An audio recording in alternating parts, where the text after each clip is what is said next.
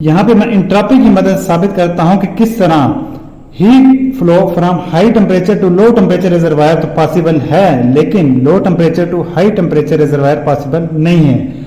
वो ऐसे कि मैं चेंज इन इंट्रॉपी निकालता हूं जब हीट फ्लो करती है from high temperature to low temperature reservoir.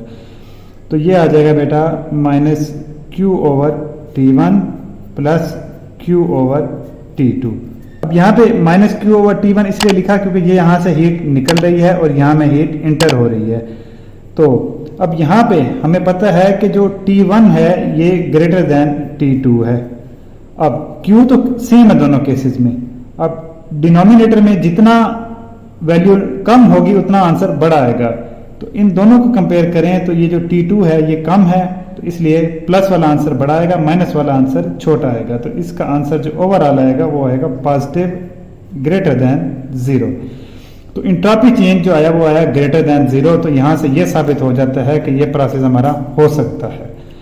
अब रिवर्स की बात करें कि लो टेम्परेचर रिजर्वायर से हाई टेम्परेचर रिजर्वायर अगर प्रोसेस में होना है तो इसके लिए हम चेंज इन इंट्रॉपी निकालते हैं। हीट जा रही है लो टेम्परेचर रिजर्वायर से, तो इसके साथ मैं माइनस लिखूंगा, minus Q over T2 plus यहाँ पे हीट इंटर हो रही है प्लस क्यू ओवर T1। ठीक हो गया बेटा।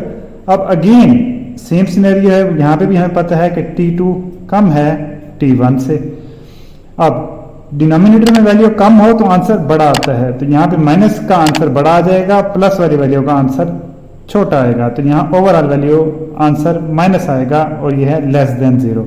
तो इंट्रॉपी चेंज आ रहा है हमारा लेस देन 0, तो इसलिए ये प्रोसेस नहीं हो सकता। तो इंट्रॉपी चेंज ये एक ही कुलिया है हीट ट्रांसफर में भी, थर्मोडायनेमिक्स में भी, फ्लूइड फ्लो में भी, इलेक्ट्रिकल में भी और इकोनॉमी में भी, जो ये फैसला कर देगा कि कौन सा प्रोसेस आपका हो सकता है और कौन सा नहीं हो सकता।